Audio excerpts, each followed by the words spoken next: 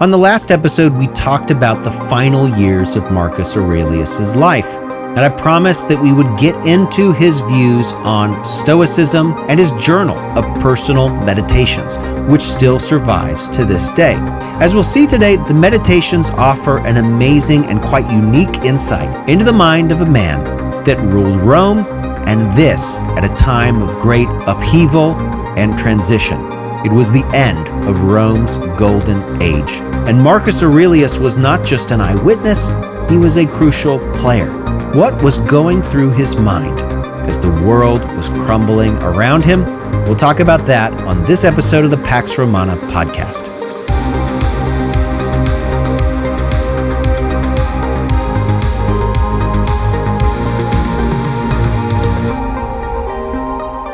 Episode 54, The Golden Age Ends. As we saw last time, Marcus Aurelius in his final years was presiding over an empire that was increasingly becoming exhausted. And Marcus himself, at least in his body, was slowing down. He had fought illness his entire life, and it's clear that he was about to die by the time we get to the late 170s. One of the things that impresses me about Marcus as a leader is that it must have been tempting during these years to mail it in, to push the difficulties of the age onto future generations, and to just engage in the kind of recklessness, especially economically, that we will see within just a decade or so. But he doesn't. For example, Marcus's soldiers continued to demand more and more money from the emperor. And if you've been listening to the past few episodes of this podcast, you can understand the soldiers' argument. They were fighting a war that seemed impossible to win. It was ugly. It was in the forests across the Danube. It was not profitable. The men that were fighting were not necessarily Rome's best soldiers. Some of them were gladiators and former slaves and criminals. They weren't really there for glory. They just wanted money and stability, and Marcus was not giving them a pay increase. We're told in a speech that Marcus gave to his soldiers, and it was recorded or perhaps embellished by the Roman senator Cassius Dio, who lived through this time, that Marcus was completely unwilling to compromise with his soldiers. Marcus evidently said that whatever the soldiers obtained above their regular pay would be wrung from the blood of their parents and their kinsmen. That's Cassius Dio's Roman History, Book 72. In other words, Marcus could very well have said, look, I'm not going to live much longer anyway.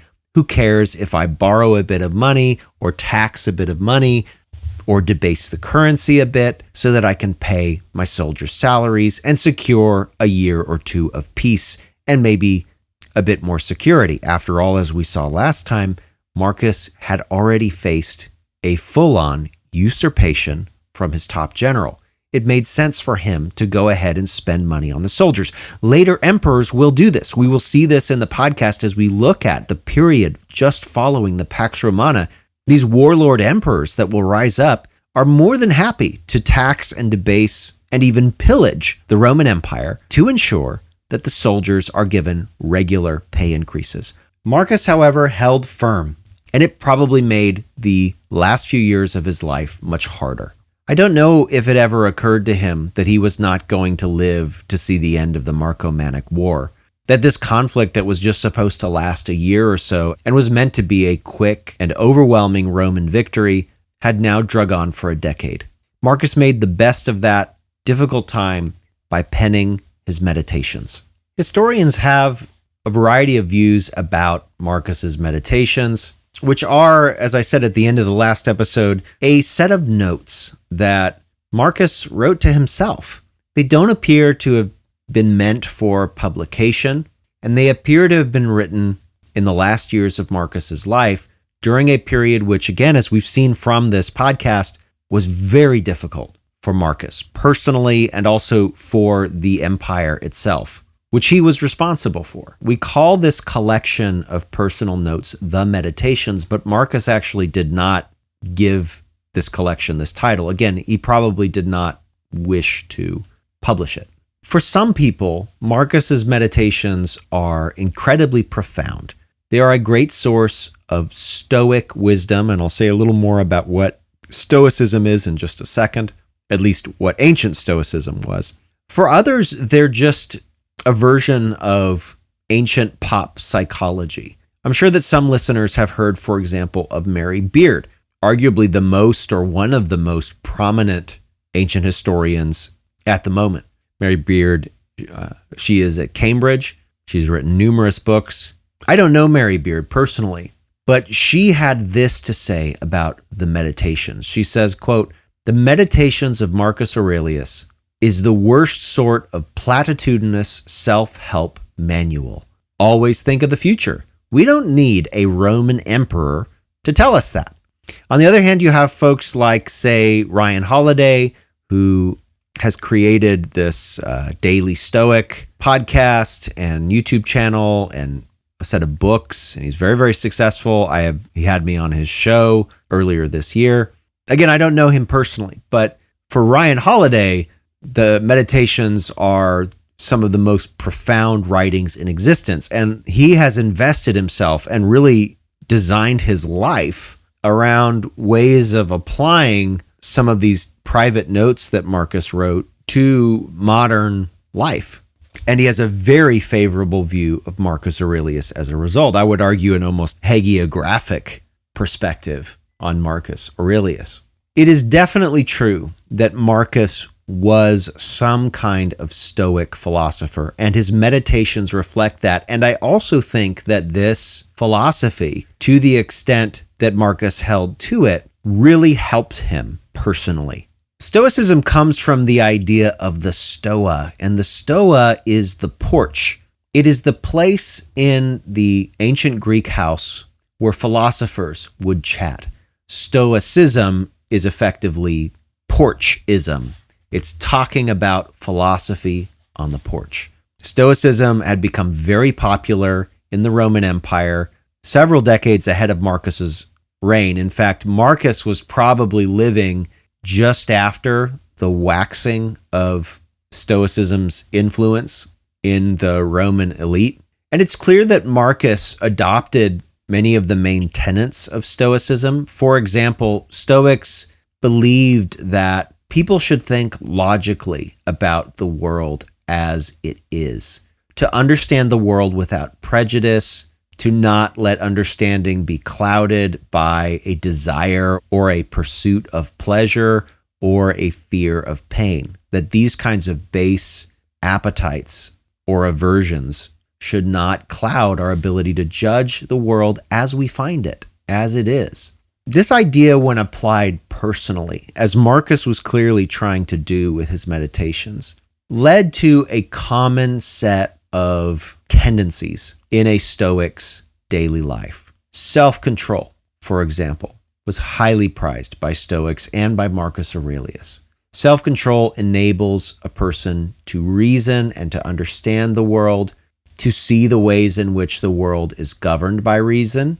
The basic belief here from a religious perspective is that the gods have arranged a reasonable world. And so the purpose of life is to move toward this underlying DNA of reason in the world. And growth in personal character and virtue was, in effect, aligning oneself with this divine spirit of reason. Stoicism is about not living life haphazardly. That's the way that children live. They live passively, governed by emotions and appetites and aversions. And Stoics aren't meant to eliminate emotions. That's a common misconception. But they are to have an inner calm and a sobriety, which gives them clarity about their emotions and their desires and their aversions, and therefore enables the Stoic to govern those emotions, because that's about the only thing that a person can govern. They can't really control the world. They have to basically trust that the gods are running things. What they can do is govern that part of the world that is themselves, that is within the realm of their control. And so if everybody, or if many people, would then live a reasoned life, we would see a more harmonious world, and humanity can focus on a kind of collective pursuit whether they know that they're doing it or not, towards reason and contentment. There's more to ancient Stoicism than that, but I think that's a pretty good summary, at least from the Meditations, of what Marcus saw as Stoicism. And I will say, I do think it's up in the air. Not whether Marcus was a Stoic. He clearly was, at minimum, Stoic adjacent. But was he just a dabbler?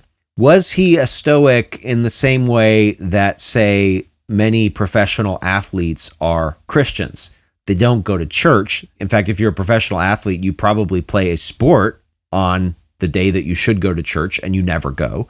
You honor God by doing pointing a finger up to the sky when you score a touchdown or hit a home run, but you probably don't have a lot of time to, say, read the Bible. But I think many professional athletes who engage in these sorts of habits would still identify themselves as a Christian. And many people in society would identify those people as Christians. To what extent is Marcus's Stoicism like that? It's actually tough to say. It's clear that he understands basic ideas from Stoicism. But unfortunately, we lack a kind of definitive sense of what orthodox, if I can use that word. I probably can't. I should probably use a different word other than orthodox. But what considered disciplined Stoic philosophy was, we simply don't have the evidence available to tell us exactly what that was. So in turn, we don't really know the extent to which people like Marcus Aurelius and perhaps someone like Seneca, who was a senator under Nero, we don't know the extent to which they were, I guess, what we might call hardcore Stoics. But what I think we can say is that Marcus Aurelius was wise. I do think he was wise. And I don't know the extent to which he was a good Stoic, but whatever philosophy it was that he espoused, it clearly gave him practical help to deal with a world that was rapidly falling apart. And you can get a sense from his Meditations, which I recommend you read. It's not very long. You can get a sense from those of exactly what was on his mind. One of the most common themes in the Meditations is death. Marcus was thinking a lot about dying, and especially how to be of good character when facing death. For example, in Book 2 of the Meditations, this is what Marcus says. Even if you were destined to live 3,000 years or 10 times that long, nevertheless remember that no one loses any life other than the one he lives, or lives any life other than the one he loses. It follows that the longest and the shortest lives are brought to the same state. The present moment is equal for all, so what is passing is equal also. The loss, therefore, turns out to be the merest fragment of time. No one can lose either the past or the future. How could anyone be deprived of what he does not possess? It is only the present moment of which either stands to be deprived. And if indeed this is all he has, he cannot lose what he does not have. That's Book 2 of the Meditations. Marcus believed that fate should be accepted with dignity and with purpose. And so death, when it happens, is not actually a tremendous loss, because all of the past years that one has lived, however long they are already gone. The past was gone before one died. The only thing of the past that we retain is our thinking about it, is our memories in the present, that we're enjoying in the present instead of some other thing. In other words, even when we die, we just lose the present moment. We also don't lose the future, because the future isn't there yet anyway. And the future can only be experienced in the present moment. Right now, in the present, if I'm thinking about the future, I'm imagining what it might be, but that imagining is taking place in the present. So again, I'm not actually losing the future. If I die right now, I'm still just losing the present. And even if I were to live those future years and maybe enjoy them, the moment that I died in some later time, I would still not necessarily be dying with those future events. I would just be dying with the memory of those events, which is no better than I am right now in terms of dying with the memory of the past events that have already happened to me. And so because death is effectively the same for everybody, it's the loss of the ability to experience the moment, we shouldn't necessarily be afraid of it, and we should be able to face it with courage. Marcus can arrive at conclusions like these because he values sobriety. And that gets back to the Stoic idea of neither chasing after pleasure nor avoiding pain. And earlier in the Meditations, in the first book, when Marcus is praising various people who had an influence on him, he speaks of his adoptive father, Antoninus Pius, as exhibiting this sobriety. He says that Antoninus Pius had, quote, an immovable adherence to decisions made after full consideration, no vain taste for so-called honors, stamina and perseverance, a ready ear for anyone with any proposal for the common good, and he rewarded impartially, giving everyone their due. Marcus saw the previous emperor as living consistent with this common spirit of rationality, not living according to popular opinion, not caring about the praise of people who, by the way, have poor judgment because they're trying to flatter and praise people, but rather living in a sober way, and also really an authentic way, living a principled life in accordance with the spirit of rationality that exists in the world and inside of all human beings to a certain extent. He talks about Antoninus Pius living without pretense and self-importance and pursuing after so-called honors. Marcus did not wish to do things simply to please others, and that goes back to the soldiers. The soldiers wanted money. It would have made them happy for Marcus to just give them money. And it wouldn't have cost Marcus anything anyway because he was going to die soon. Somebody else would have had to deal with the fallout. And yet, Marcus held firm. Later in the Meditations, in Book 3, he explains why he thinks this way. He says to himself, quote, never regard as a benefit to yourself anything which will force you at some point to break your faith or to leave integrity behind, or to hate or suspect or to curse another, to dissemble or covet anything needing the secrecy of walls or drapes. A man who has put first his own mind and divinity and worships the supremacy of the God within him makes no drama of his life, no hand-wringing, no craving for solitude or crowds. Most of all, his will be a life of neither pursuit nor avoidance, and it is of no remote concern to him whether he will retain the bodily envelope of his soul for longer or shorter of time. That's in Book 3 of Marcus's Meditations. I think one of the reasons why Marcus is remembered as a good emperor, especially by members of the Senate, was because he had a disposition to allow criticism. He, of course, was the emperor, so there was a certain amount of pomp involved in that. But if these meditations actually reflect the type of life he tried to live, Marcus must have listened often to people around him and made changes based on what he heard. He wanted clearly to be approachable, not just as an affectation or as a style, but he actually wanted people to talk to him, to share with him their opinions on how things were going and what they needed. Didn't mean that he was going to give in, especially if it violated his sense of integrity and his sense of rightness, again, with the soldiers, for example. But I think what we see in the Meditations, which this is just a small sampling, shows an emperor that was very thoughtful and I think quite wise.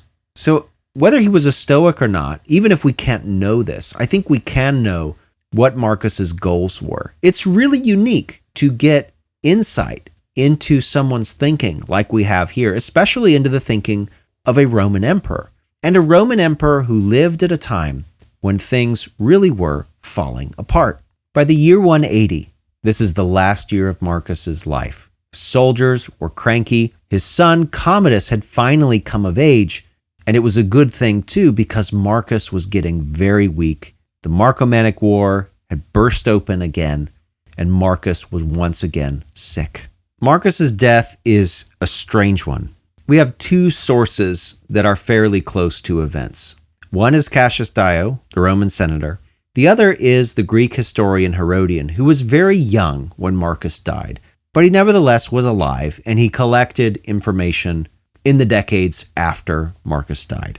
Both of our sources mention that Marcus became sick, and that this sickness was expected to kill him. When Marcus's soldiers were told of this sickness, they expected him to die. Cassius Dio, our best source, claims that there may have even been foul play, that Marcus was sick, but that his doctors may very well have been making him worse, and this on purpose. Cassius Dio suspects that Marcus's son, Commodus, was hoping Marcus would die, and that the doctors were trying to curry favor from the man who was going to be emperor. We don't have Marcus's final words, but there are two passages from ancient sources that I think are appropriate to note when we think of Marcus and his death. The first is from Herodian, who in his history of the Roman Empire begins with the death of Marcus Aurelius. This is what he says in Book 1 of his history. When Marcus suspected that there was little hope of his recovery, and realized that his son would become emperor while still very young, he was afraid that the undisciplined youth, deprived of parental advice, might neglect his excellent studies and good habits and turn to drinking and debauchery when he had absolute and unrestrained power. This learned man was disturbed also by the memory of those who had become sole rulers in their youth. That's Herodian, Book 1.